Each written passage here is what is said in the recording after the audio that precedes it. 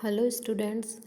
आज अपन physical chemistry BSc part first की जो यूनिट है अपनी सॉलिड स्टेट उसका सेकंड लेक्चर देखते हैं। अपन ने कल के लेक्चर में देखा था कि जो सॉलिड्स होते हैं वो टू टाइप्स के होते हैं, क्रिस्टलाइन सॉलिड और नॉन क्रिस्टलाइन या एमॉर्फस सॉलिड।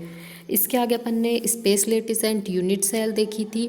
फिर देखा था अपन ने लॉ ऑफ क्रिस्टलोग्राफी। तो क्रिस्टलोग्राफी क्या होती है कि किसी भी क्रिस्टल की संरचना, उसके गुणों, उसके बारे में जिस शाखा के अंतर्गत अध्ययन किया जाता है उसे अपन कहते हैं क्रिस्टल विज्ञान। इसके अंतर्गत अपन को 3 नियम दिए गए थे: अंतराफलक कोणों की स्थिरता का नियम, परिमेय घातांक का नियम और लॉ ऑफ सिमेट्री या सममितता का नियम। इसके बाद में अपन ने इसके कुछ टर्म्स देखी थी। तो आज अपन इसका फर्स्ट जो लॉ है, अंतराफलक या इंटरफेशियल एंगल की स्थिरता का नियम।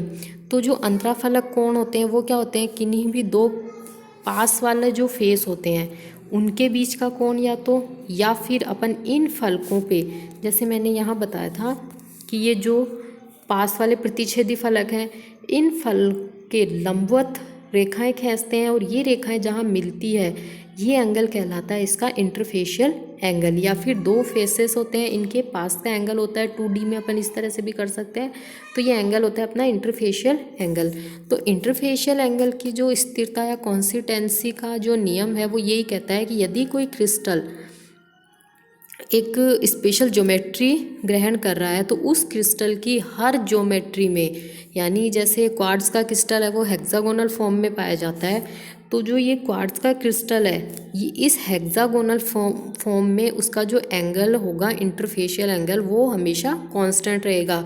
चाहे अपन उस क्रिस्टल का कोई भी फलक किसी भी दिशा में कितनी ही वृद्धि क्यों ना कर दें, या उस क्रिस्टल के किसी भी फलक को कितना भी छोटा बड़ा क्यों ना कर दें, तो ये अपना इंटरफेशियल एंगल की कॉन्स्टेंसी का लॉ कहलाता है। तो किसी पदार्थ के लिए इंटरफेशियल एंगल का मान हमेशा कांस्टेंट रहता है, चाहे अपन उसका क्रिस्टल के किसी भी फलक को किसी भी दिशा में कितनी ही वृद्धि क्यों ना कर दें या कोई भी आकार क्यों ना देंगे। इसे अपन इस तरह से भी कह सकते हैं कि यदि कोई क्रिस्टल है उसके इंटरफेशियल एंगल का मान हमेशा कांस्टेंट रहता है, चाहे अपन उस क्रिस्टल का निर्माण किसी भी परिस्थिति में और किसी भी तरह क्यों ना कर लें, ये एंगल हमेशा कांस्टेंट रहेगा।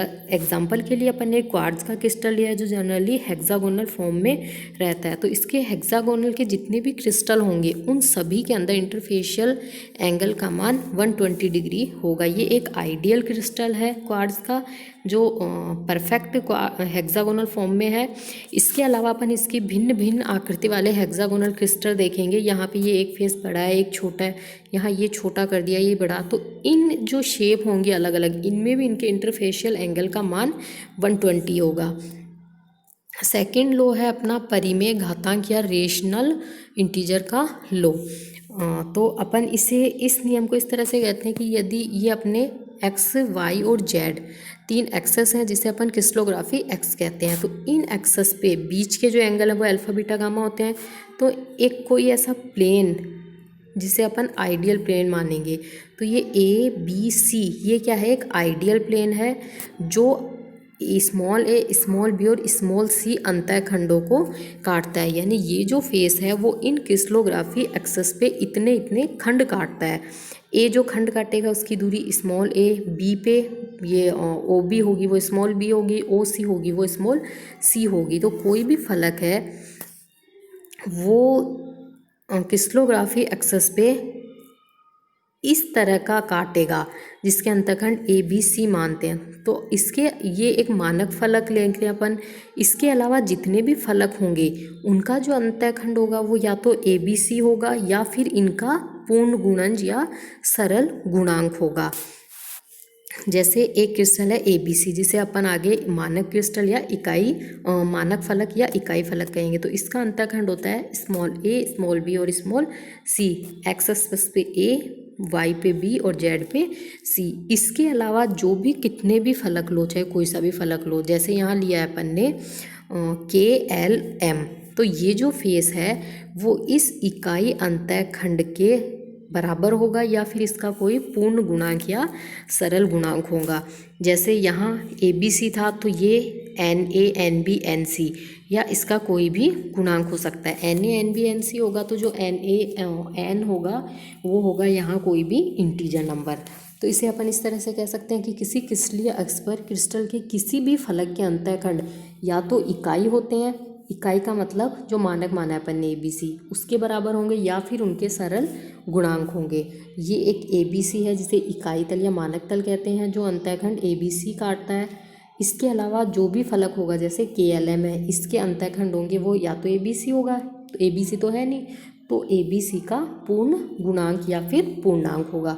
यानी अपन इस स्मॉल a स्मॉल b और स्मॉल c के आगे कोई भी इंटीजर लगा सकते हैं। जैसे 2a 2b 2c KLM है वो मानिए OA है, वो जो OL है वो OA का डबल है, OM है वो OB का डबल है, OK है वो OC का डबल है।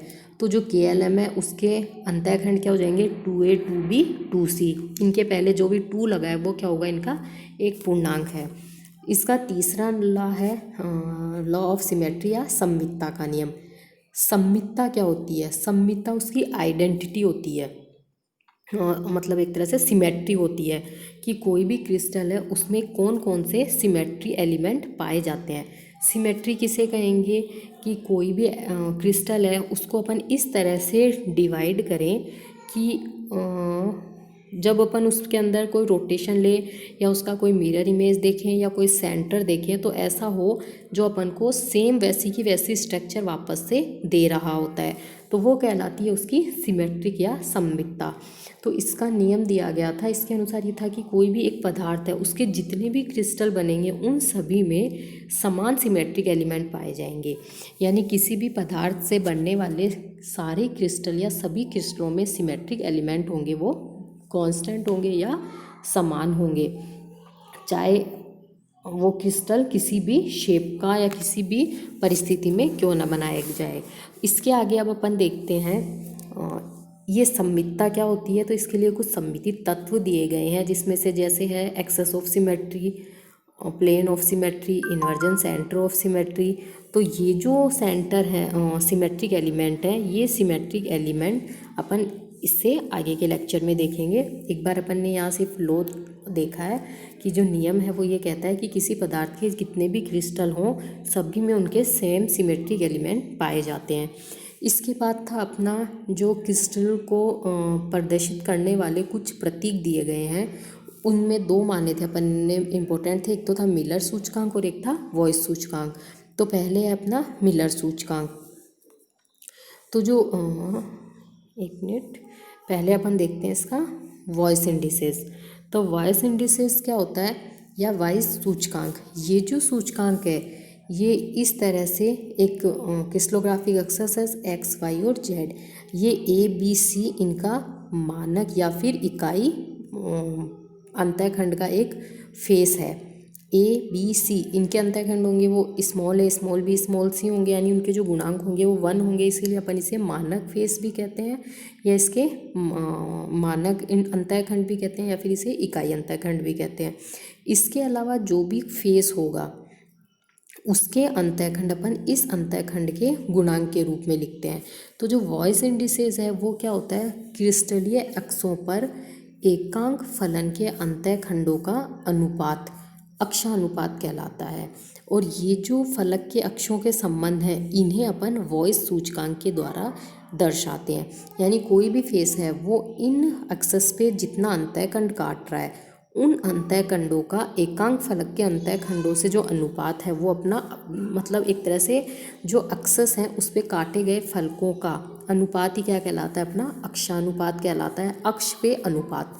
और ये जो अक्षानुपात है इनके मध्य के संबंध को अपन क्या वॉइस सूचकांक के द्वारा दर्शाते हैं। अब वॉइस सूचकांक ज्ञात कैसे करते हैं, इकाई अंतःखंड जिसे अपन मानक भी कहेंगे, इनके द्वारा अन्य अंतःखंडों का वर्णन वॉइस पैरामीटर के आधार पर किया जाता है। ये ABC ये अपना मानक या इकाई अंतःखंड है, इसके आधार पे अपन फेस LMN के अंतःखंडों को लिखते हैं। तो ABC का अंतःखंड मान लिया अपन ने 1 1 1 इकाई यानी A B और C। इसके अकॉर्डिंग अपन एल एम एन का अंतःखंड मानेंगे। तो देखिए यहाँ ये मिड पॉइंट से ए और ये एल, तो यहाँ की दूरी ए इसकी 2 गुनी है। इधर है वो यहाँ ये 1 है, ये यानी 1:2 है, तो ये हो गई 3b। और ये जो है जेड एक्स पे ये भी 3 है। तो अपन ने जो मानक अपना इकाई अंतःखंड था उसके आगे अपन ने इंटीजर वैल्यू लगाई 2, 3 और 3। तो एक तरह से ये जो लिखा है अपन ने, ये अभी जो अपना नियम था परिमेय घातांक का नियम, इसके आधार पे लिखा है अपन ने कि इसका पूर्ण गुणांक होता है। तो ये अपना इकाई अंतःखंड, और इसके आधार पे अपन दूसरे किसी भी फलक के अंतःखंडों को लिख सकते हैं। इन अंतःखंडों का दोनों का जो अनुपात होता है वही अपना क्या कहलाता है, वॉइस इंडिसेस कहलाता है। इसे अपन बिना कोमा के एक ब्रैकेट में लिखेंगे, तो ये हो गया 2, 3, 3, और इसे बोलेंगे भी इसी तरह 2, 3, 3। तो किसी क्रिस्टल से एक त्रिभुजीय फलक के प्रवाहित होने पर जो अंतःखंड प्राप्त होते हैं उन्हें अपन क्या कहते हैं, वॉइस अंक कहते हैं। यानी जो वॉइस पैरामीटर या वॉइस अंक है वो किसी क्रिस्टल का जो प्रत्येक फलक है जो एक फेस कटेगा वो होगा ट्रायगोनल शेप में, और ये जो ट्रायंगल फेस है या प्लेन है, ये एक्सिस पे जो अंतःखंड काटता है वही अपना क्या कहलाता है, वॉइस पैरामीटर या वॉइस अंक कहलाता है। ये यहाँ एक एग्जाम्पल लेके देख लिया अपन ने, ABC मानक है और LMN एक अपन ने एग्जाम्पल देखा। अब यदि कोई फलक ऐसा है जो 2 एक्सिस को तो काट रहा है और तीसरी एक्सिस के पैरेलल है, यानी उसको कहीं पे भी काटता नहीं है, तो जिसके पैरेलल होगा उसकी जगह अपन क्या लिख देंगे, इनफाइनाइट लिख देंगे, क्योंकि वो उसे अनंत पे काटेगा। एक तरह से अनंत कोई निश्चित नहीं होता अनंत, तो अपन ये मान लेंगे कि जो 2 एक्सिस को काट रहे हैं उनके तो अपन पैरामीटर लिख देंगे, गुणांक लिख देंगे, और जिसको नहीं काटता उसके आगे अपन इनफाइनाइट का साइन लगा देंगे। जैसे कि एक फलन है जो ए और बी एक्सिस को तो 2 एक्सिस यानी एक्स और वाई एक्सिस को तो ए और बी पे काट रहा है, और इनके गुणांक है 1 और 2 इकाई लंबाई पर, तो 1a 2b। और जो सी एक्सिस है यानी जेड एक्सिस है उसके पैरेलल है, तो अपन सी के आगे लगा देंगे इनफाइनाइट। तो इसका जो वॉइस इंडिसेस है वो क्या हो जाएगा, 1, 1 इनफाइनाइट हो जाएगा। इसके बाद है अपना मिलर इंडिसेस या मिलर सूचकांक, इसे HKL से डिनोट करते हैं। और ये जो मिलर सूचकांक है ये फलक के अक्षीय अनुपातों के अंतःखंड में संबंध को बताता है, यानी जो फलक हैं वो एक्सिस पे कितना अनुपात काटते हैं, जो इसके अंतःखंड है उनमें संबंध बताता है अक्षीय अनुपातों का। इन्हें अपन HKL से दर्शाते हैं। और ये जो HKL है ये क्या होता है, एकांक तल के अंतःखंड व दिए गए फलक के अंतःखंड के अनुपात को बताता है। यानी अपना जो मानक फलक है उसके अंतःखंड होते हैं ABC, और जो दिया गया फलक है यानी जैसे 2a था 3b 2a 3b 3c, तो इन दोनों अंतःखंडों के अनुपात को अपन क्या कहते हैं, मिलर सूचकांक कहते हैं। जनरली जो मिलर अंक होते हैं वो वॉइस किस तरह से अपन ज्ञात करते हैं, तो जो मिलर अंक है वो वॉइस अंकों के व्युत्क्रमों का सरल गुणांक होता है। यानी सबसे पहले अपन कोई भी फेस है उसके वॉइस पैरामीटर ज्ञात करेंगे, फिर उन वॉइस पैरामीटर का अपन व्युत्क्रम या इन्वर्स लेंगे, यानी उनके आगे ऊपर 1/, में उन्हें चेंज कर लेंगे, और फिर एक ऐसी गुणांक से उन्हें गुणा करेंगे कि वो सरल गुणांक के रूप में परिवर्तित हो जाए। इस तरह अपन वॉइस पैरामीटर से मिलर अंक प्राप्त कर सकते हैं। जैसे एक मानक तल है ABC, इसके अपन को पता है कि इसके जो मिलर सूचकांक है वो होता है 1, 1, 1। मानक है इकाई तल है, इसे अपन 1, 1, 1 मान लेते हैं। इसके अकॉर्डिंग जो LMN था ये LMN, इसके अपने पास वॉइस पैरामीटर क्या है, 2, 3, 3। तो इसका हो गया अपने पास 2a 3b और 3c। ये ABC है, ये 2a 3b 3c है। तो अब अपन मिलर इंडिसेस कैसे निकालेंगे, जो वॉइस इंडिसेस हैं इनका पहले व्युत्क्रम लेंगे, यानी 1/2 1/3 और 1/3। देखिए ये 2 को इन्वर्स में लिख दिया, 3 को इन्वर्स में लिख दिया और इस 3 को इन्वर्स में लिख दिया। अब इसको सरल गुणांक में चेंज करने के लिए इन सब का LCM 6 आ जाएगा, तो इस 6 से अपन इन सबको गुणा कर देंगे। तो ये जो एक तरह से जो अपोन में जो राशियाँ थी वो सारी की सारी एक सरल गुणांक के रूप में चेंज हो जाती हैं। तो 1/2 को 6 से गुणा करेंगे तो 3, ये 2 आ गया, ये 2 आ गया। इस तरह से इस वॉइस पैरामीटर के अकॉर्डिंग मिलर इंडिसेस हैं वो 3 2 2 होंगे। और इसे इसी तरह पढ़ेंगे 3 2 2, 322 ना पढ़ के इसे अपन 3 2 2 पढ़ेंगे। इसी तरह दूसरा है अपना, यदि कोई फेस है जिसके वाइस इंडिसेस हैं 1A 3B और इनफाइनाइट C, जो अपना प्लेन था ये पैरेलल वाला इस टाइप का, तो इसके अपन मिलर इंडिसेस कैसे निकालेंगे, इनका पहले इन्वर्स लेंगे तो 1/1, 1/3 और इनफाइनाइट का 1/इनफाइनाइट। ये अब इसको ऐसी संख्या से गुणा करेंगे सरल करने के लिए, जिससे अपन इन्हें एक सरल गुणांक के रूप में व्यक्त कर सकें। तो अपन इसको पूरे को 3 से इंटू करेंगे, तो इसको 3 से करेंगे तो आ गया अपने पास 3, इसको करेंगे तो आ गया 1, और 1/इनफाइनाइट यानी 1 के अंदर एक बहुत बड़ी संख्या का भाग लेते हैं तो लगभग 0.00000 चलता रहता है, तो अपन इसे मान लेते हैं 0। तो किसी भी संख्या में यदि अनंत का भाग दिया जाता है तो अपने पास 0 आता है, तो इसे अपन सरल करके इस रूप में लिखते हैं, और ये इसके मिलर इंडिसेस हैं। तो यदि किसी तल का अंतःखंड, ये तो था अपना नॉर्मल अंतःखंड है, अब यदि कोई एक ऐसा फेस है कि वो एक्सिस पर ऋणात्मक अंतःखंड काट रहा है, यानी एक तो एक्सिस का पॉजिटिव वेरिएबल के रूप में संख्या बढ़ती है, जैसे 0 1 2 3 4, एक जाती है माइनस में 0 -1 -2, तो यदि कोई फेस एक्सिस पे ऋणात्मक अंतःखंड काटता है तो उसके जो मिलर सूचकांक है वो उस अंक के ऊपर बार लगा के शो करते हैं। बार लगा के शो करने का मतलब एक खड़ी लाइन, आडी लाइन खींचते हैं अपन उस अंक के ऊपर। जैसे कोई फेस है जिसके वॉइस इंडिसेस हैं 2A -3B -3C, तो इसके अपन जो मिलर सूचकांक है वो इसका इन्वर्स लेंगे 1/2 -1/3 -1/3। सरल करने के लिए इसे 6 से इंटू करेंगे तो ये हो गया 3, ये -2, ये -2।